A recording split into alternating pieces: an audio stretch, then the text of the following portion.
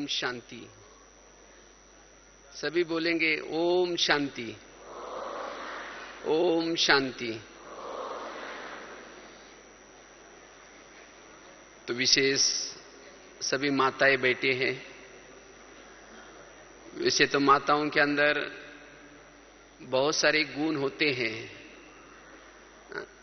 और माताओं के अंदर सहन शक्ति का गुण होता है, लेकिन कभी कभी सहन शक्ति की कमी के कारण जीवन में विभिन्न प्रकार की क्या होते हैं, समस्याएं आ जाते हैं। तो अगर माताओं को शिव शक्ति बनना है, शक्तिशाली बनना है, इसीलिए बाकी और सभी गुणों के साथ साथ एक सहन शक्ति के गुण को धारण करना है, क्योंकि इस गुणों की कमी के कारण मन में व्यर्थ चिंतन बहुत चलता है। क्या करूं, कैसे करूं, ये ऐसा होता है, वैसा होता है, और ये व्यर्थ चिंतन, पर चिंतन शिव शक्ति के बजाय कमजोर बना देता है। इसीलिए हमें सहन शक्ति का गुण, और वैसे तो योगी जीवन में सहन शक्ति बड़ी आवश्यक है। अगर सहन शक्ति की कमी है तो हम आत्मचिंतन, परमात्मा चिंतन, ज्ञान का चिंतन, मनन चिंतन नहीं कर सकते। वैसे तो भाइयों में भी सहन शक्ति की कमी है, लेकिन भाइयों के अंदर अगर सहनशीलता का गुण कम होता है तो क्रोध का रूप धारण करता है, और माताओं के अंदर अगर सहन शक्ति की कमी है तो परचिंतन का रूप धारण करता है। और परचिंतन करने से समय व्यर्थ चला जाता है। अगर हम सहन शक्ति का गुण धारण करते हैं तो सहन शक्ति से हम शांति का गुण, एकाग्रता का गुण, एक रस का गुण, अंतर्मुखता का गुण, इस आध्यात्मिक गुण को धारण कर सकते हैं। अगर हमारे पास सहन शक्ति आई, या आध्यात्मिक गुण आएंगे, और जिससे इस ज्ञान मार्ग में चलना बहुत सरल लगेगा। अगर हमारे पास सहन शक्ति का गुण आता है जिसे हम आत्माभिमानी स्थिति में सहज टिक सकते हैं, सहन शक्ति का गुण अगर आएगा तब हम मनन चिंतन, विचार सागर मंथन बहुत अच्छा कर सकते हैं। और जो सहनशील है कोई भी परिस्थिति में वो अचल अडोल रह सकता है। आज का वरदान था ना, कारणों का क्या करो, निवारण। जो कारणों का निवारण करता है, समस्या का समाधान करता है, वो जीवन की हर परिस्थिति में अचल अडोल रह सकता है। इसीलिए हमें क्या करना है, इस सहन शक्ति को सीखना बड़ा जरूरी है। टोटल इस ज्ञान मार्ग का मूल फाउंडेशन है, योग का मूल फाउंडेशन है सहन करना। सहन करना अर्थात जीवन में आने वाली हर परिस्थिति को स्वीकार करना और उस परिस्थिति के प्रमाण चलना। अगर हमारे पास ज्ञान है, हम रोज मुरली सुनते हैं, लेकिन अगर कोई बातों को हम सहन नहीं करते तो फिर एकाग्रता का अनुभव नहीं कर पाएंगे और उस ज्ञान को जीवन में अप्लाई नहीं कर पाएंगे।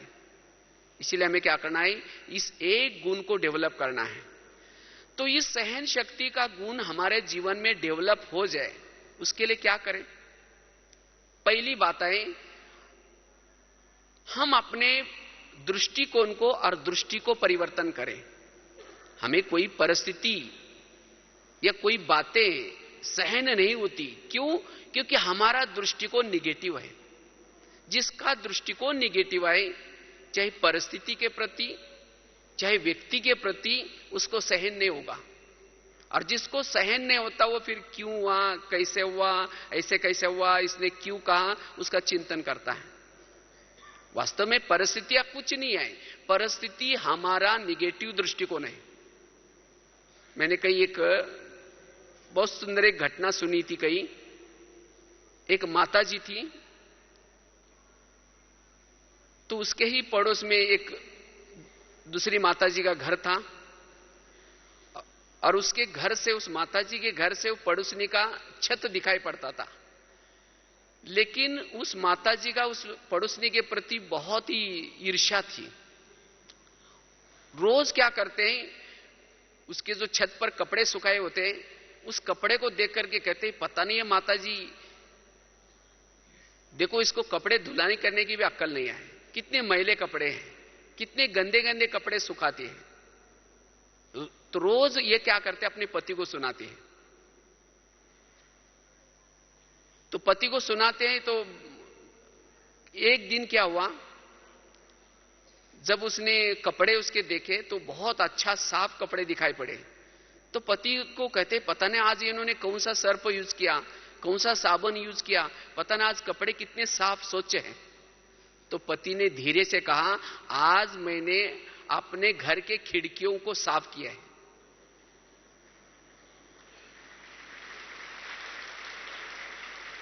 मतलब समझा? रोज वास्तव में वो पड़ोसनी माताजी रोज कपड़े अच्छे धुलाई करती थी, लेकिन वो उसको कपड़े गंदे क्यों दिखते थे? क्योंकि उसके खुद के खिड़की के दरवाजे तो उसके ऊपर धूल लगी थी। जब उसने धूल साफ की तो कपड़े क्या दिखने लगे? साफ। इसी तरह अगर मुझे किसी की बुराई नजर आती है, कोई परिस्थिति बुरी नजर आती है, इसका मतलब मेरे आंखों के ऊपर व्यर्थ बातों का, व्यर्थ दृष्टिकोण का धूल लगी है, और जिसके कारण दूसरा व्यक्ति कैसा नजर आता है? बुरा नजर आता है। और फिर उस बुराई को लेकर के हम दूसरों को सुनाते हैं। उसका समय भी खराब किया, अपना समय भी खराब किया। इसीलिए क्या करना पड़ेगा? अपने दृष्टिकोण को साफ करना पड़ेगा। अपना दृष्टिकोण हर व्यक्ति के प्रति स्वच्छ बनाने की आवश्यकता है। तो जिसने दृष्टिकोण को स्वच्छ बनाया, हर व्यक्ति के प्रति अपने दृष्टि को स्वच्छ बनाया, उसके जीवन में हर परिस्थिति को सहन करने की ताकत आ सकती है। उसके मन के अंदर का निगेटिव खत्म हो सकता है। इस सीजन की बाबा की जितनी भी मुरलियां चल रहे, व्यर्थ को खत्म करो, समय रूपी खजाना बचाओ, संकल्प को बचाओ। लेकिन आज हमारे संकल्प व्यर्थ जाते हैं, समय व्यर्थ जाता है। उसका कारण है हमारा दृष्टिकोण निगेटिव। तो निगेटिव दृष्टिकोण को पॉजिटिव बनाने की बड़ी आवश्यकता है। तब जाकर के हमारे अंदर हर परिस्थिति को सहन करने की शक्ति आ सकती है। दूसरी बात है, अगर हम सहन करने का हमारे जीवन में गुण डेवलप हो जाए, हर परिस्थिति को हम सहन करें, उसके लिए क्या करना है? उसके लिए कर्मों की गुह्य गति को बुद्धि में याद रखना है। हमारे जीवन में जो परिस्थिति आती है, जो बातें आती हैं, ये हमारे ही अनेक जन्मों में किए हुए कर्मों का फल होता है। हम जो आपस में एक दूसरे के संपर्क में आते हैं, किस आधार से आते हैं? हमारे पिछले जन्मों के कर्मों के आधार से। कोई किसी का पति बन रहा है, कोई किसी का बच्चा बन रहा है, कोई किसी की सास बन रहे। और जब वो पिछले जन्मों के कर्मों के हिसाब को चुकता करना चाहते हैं, कोई परेशान करेगा, कोई तंग करेगा, कोई चुगली करेगा, और जब ये घटना हमारे सामने आते हैं, तब हम सोचते हैं ये ऐसा क्यों करता है, इसने ऐसा क्यों किया, ये मेरे साथ ही ऐसा क्यों करता है। और इससे ये बातें हमें सहन नहीं होती। और जब सहन नहीं होती तो मन में बहुत सारे विचारों के तूफान चलते हैं। फिर ऐसी आत्मा क्या करेगी? ना आत्मचिंतन कर सकते हैं, ना योग लगा सकते हैं। योग में माया आते, मैंने कुर्ली राक्षस आकर के नहीं लाता। योग की माया क्या है? सारा दिन किसी ने कुछ बोला, कुछ कहा, कुछ इंसल्ट किया, वही बातें योग में बैठेंगे तो याद आएगी, तो योग की एकाग्रता भंग हो गई। इसीलिए हमें क्या करना है? इस कर्मों की गुह्य गति को बुद्धि में रखना है। जो भी मेरे सामने परिस्थिति आ रहे हैं, ये मेरे ही कोई कर्मों का फल है। इसीलिए मुझे क्या करना है? उसको सहन करना है, उसका सामना करना है, उसके बारे में सोचना नहीं। तब जाकर के सहन शक्ति का गुण डेवलप होगा। तीसरी बात है, अगर हमारे पास सहन शक्ति आए परिस्थिति के विचार ना चले, उसके लिए क्या करना है? मेरे को तेरे में बदलना है। बाबा ने कहा ना पिछले मुरली में, मेरे को क्या करो? तेरे में। आज कोई भी परिस्थिति आते हैं, परिस्थिति बड़ी क्यों लगती है? हम उसके बारे में सोचते हैं, ये क्यों हुआ, कैसे हुआ। अगर मन से सोचेंगे नहीं तो परिस्थिति खत्म हो जाएगी। जब मन में सोच सोच करके परिस्थिति को पहाड़ बनाते हैं, क्योंकि सोचने से हमारा देह भान आता है, और जब देह भान आता है वो बातें बड़ी बड़ी नजर आती है, और जब हम उस बातों को सोचेंगे नहीं तब हमारी निराकारी स्थिति रहती है, और जब निराकारी स्थिति से उस बातों को देखेंगे वो बातें कुछ नहीं होती। इसलिए हमें क्या करना है? कोई भी बातों के बारे में सोचना नहीं। मेरा काम है प्रभु का चिंतन करना, सकारात्मक चिंतन करना, और प्रभु का काम है भक्तों के जीवन में, बच्चों के जीवन में जो समस्या आई उससे उसका कल्याण करके दिखाना। अगर कोई भी परिस्थिति के बारे में हम सोचते हैं, इसका मतलब प्रभु के ऊपर मेरा विश्वास नहीं है, वो बैठा है। कोई भी परिस्थिति, अगर आपके लिए कोई खड्डा खोदता है, आपकी कोई बुराई करता है, उसी खड्डे से वो आपका कल्याण करके दिखाएगा। लेकिन कब? जब आप उस परिस्थिति में उसके ऊपर विश्वास रखेंगे, उसी समय भी आप आत्मचिंतन, परमात्मा चिंतन और बाबा का चिंतन करेंगे तब। इसीलिए मैं परिस्थिति के बारे में नहीं सोचना है। अगर परिस्थिति के बारे में सोचा मतलब उस बाबा के ऊपर आपका विश्वास नहीं है, उसके ऊपर भरोसा नहीं है, तब वो परिस्थिति, हमें परिस्थिति महसूस नहीं होगी लेकिन कुछ दे के चली जाएगी।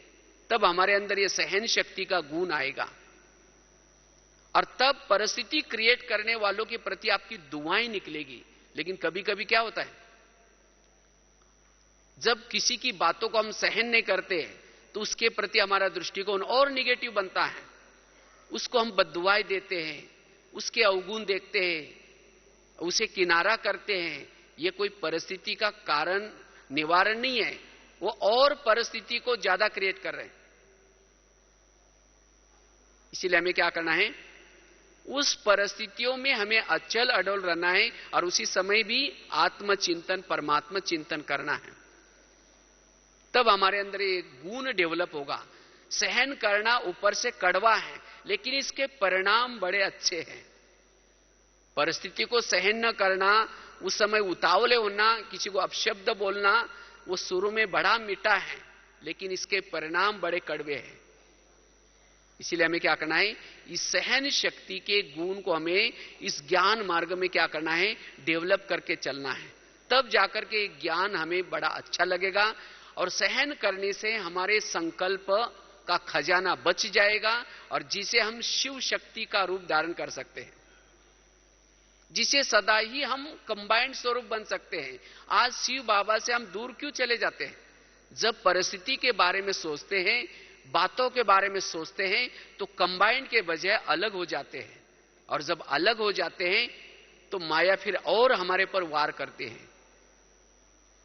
तो इसीलिए अगर माताओं को शिव शक्ति बनना है सबको शिव शक्ति, तो शिव शक्ति बनना है तो हमें इस जन्म में, एक छोटे से जीवन में अगर थोड़ा सा सहन करेंगे, उसकी प्राप्तियां बहुत सारी ज्यादा है।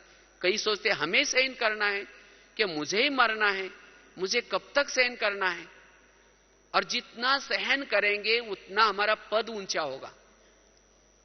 वास्तव में भाग्यशाली आत्मा वो है जिनके जीवन में समस्या और विघ्न ज्यादा आते हैं। इसीलिए बाबा कहते हैं ना, बांधिली माताओं का योग मेरे से बहुत ज्यादा होता है। क्यों? क्योंकि बांधिली माताओं को जब समस्या आते, परिस्थिति आते, उनको कौन याद आता है? बाबा याद आता है।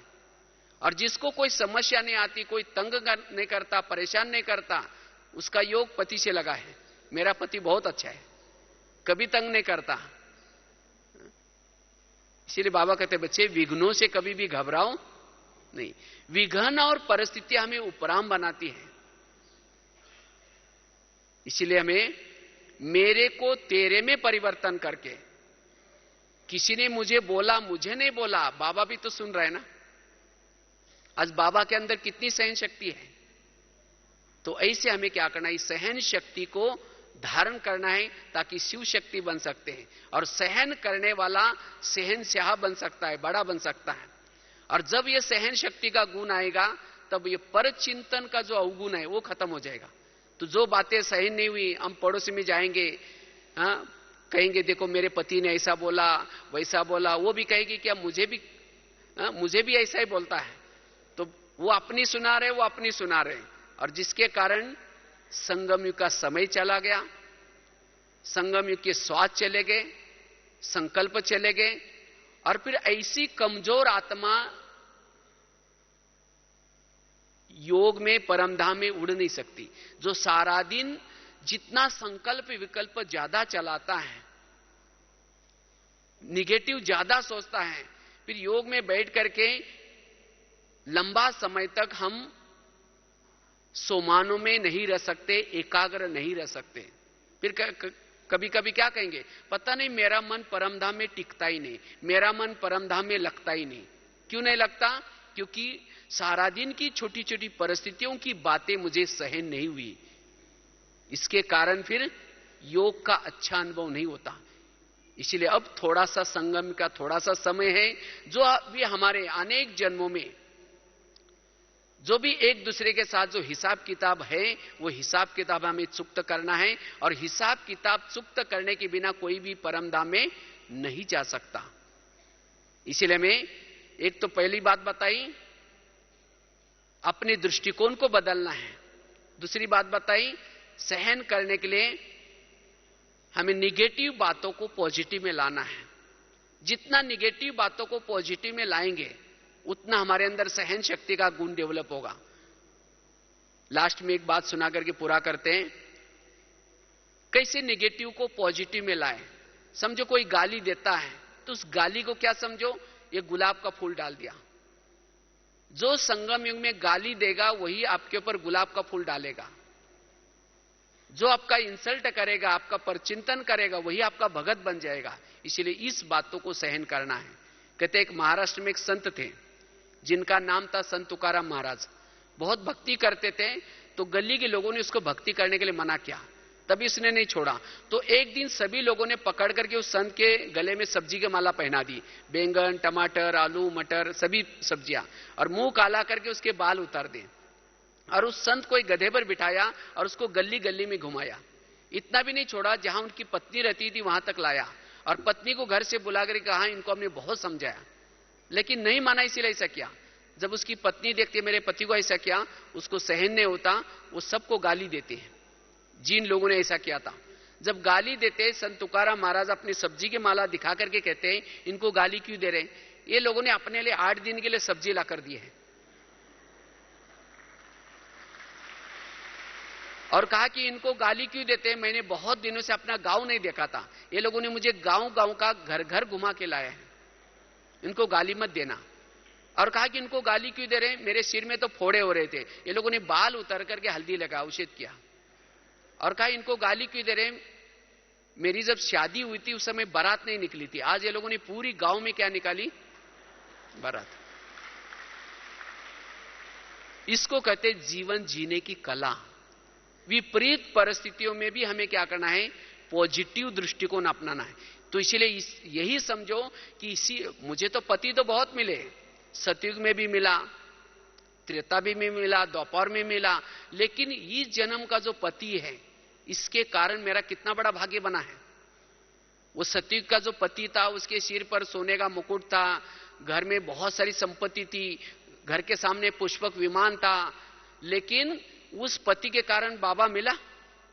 किसके कारण बाबा मिला है? इसी पति के कारण बाबा मिला। सतयुग में भी पड़ोसी थे, त्रेता में भी थे, लेकिन इस पड़ोसी के कारण बाबा मिला। तो इसीलिए इन लोगों के प्रति आपका दृष्टिकोण क्या बन जाए, पॉजिटिव। तब इनके साथ रहना बहुत अच्छा लगेगा और तब जाकर के इनको आप दुआएं दे सकेंगे। लेकिन कभी कभी हमारे अंदर सहन नहीं होता तो क्या करते, उंगली तोड़ के कहेंगे इसका सत्यानाश हो गया। गुस्सा आता है ना, सहन नहीं होता तो गुस्सा आता है, बाथरूम में जाकर के रोएंगे या कई आंखों के आंसू भी बहेंगे, लेकिन नहीं। कोई देवी का मंदिर में मूर्ति होते हैं, उसका हाथ कैसा होता है? वरदानी हाथ होता है, मुस्कुराता चेहरा होता है। उसको जाकर के कोई गाली देंगे तो उस समय वरदानी हाथ के वजह नीचे होता है, चेहरा पीछे करते हैं। हाँ, उसको गाली देंगे तो भी वरदान देते हैं। तो हम तो चैतन्य में देवीय हैं। तो इसीलिए बाबा कहते हैं जिन्होंने चैतन्य में किसी को दुआएं नहीं दी, उसकी जड़ मूर्ति दुआएं क्या देगी? इसीलिए सदा हमें क्या करना है, कोई रावण की तरह हो तो उसको दुआएं देनी है, पॉजिटिव भाव रखना है। और ये कब हो सकता है? जब हमारे अंदर सहन शक्ति का गुण आ जाए। तो इसीलिए वर्तमान समय इस ब्राह्मण जीवन में और खास तो माताओं में ये सहन शक्ति के गुण की बड़ी आवश्यकता है। इसीलिए क्या सीख के जाएंगे यहां से? सहन शक्ति का गुण धारण करेंगे। जैसे वरदान में था ना, आपके जीवन की हर परिस्थिति आपको कल्याण की तरफ लेके जाते हैं। आज तक आपके जीवन में जितनी परिस्थिति आई उसे क्या हो गया? आपका कल्याण हुआ ना। कईयों को लगता है ड्रामा कभी रिपीट होना नहीं चाहिए, क्योंकि मेरे बचपन में या मेरे जीवन में यह घटना हुई, वो घटना बहुत बुरी थी। अगर ड्रामा रिपीट हो जाएगा तो वो घटना भी रिपीट होगी। अगर वो कड़वी घटना रिपीट नहीं होगी तो यहां की घटना भी, यहां जो आए हैं वो घटना भी रिपीट नहीं होगी। इसलिए ये ड्रामा बड़ा कल्याणकारी है। आज तक जीवन में जो हो गया वो भी कल्याणकारी है। इसीलिए हमें क्या करना है? सदा ही हर परिस्थिति को खुशी खुशी से सहन करना है। तब हमारा मन शांत रहेगा, संकल्प नहीं चलेंगे। नहीं तो संकल्प चलने से दिमाग गर्म हो जाता है, और दिमाग गर्म होने से शरीर में केमिकल्स उतरते हैं और उससे कई प्रकार की बीमारियां होती हैं। किसी को पेट की बीमारी होती है। क्यों? जिसको सहन नहीं होता, ईर्ष्या करते, ईर्ष्या करने से पेट की बीमारी होती है। इसीलिए कहते हैं ना, तुम मेरे को देकर के तुम्हारे पेट में जलन होता है क्या? आज किसी को ब्लड प्रेशर बढ़ता है, बीती हुई बातों को याद करने से ब्लड प्रेशर बढ़ता है। किसी को शुगर होते है। क्यों? दूसरों को अपने अंडर में रखने से कोई बात नहीं सुनता, तो फिर ऐसा निगेटिव विचार चलते जिससे शुगर पैदा होते हैं। इसीलिए कहते हैं ना, जिसका पाव गरम, पेट नरम, दिमाग ठंडा, उस घर में कोई डॉक्टर है उसको मार दो डंडा।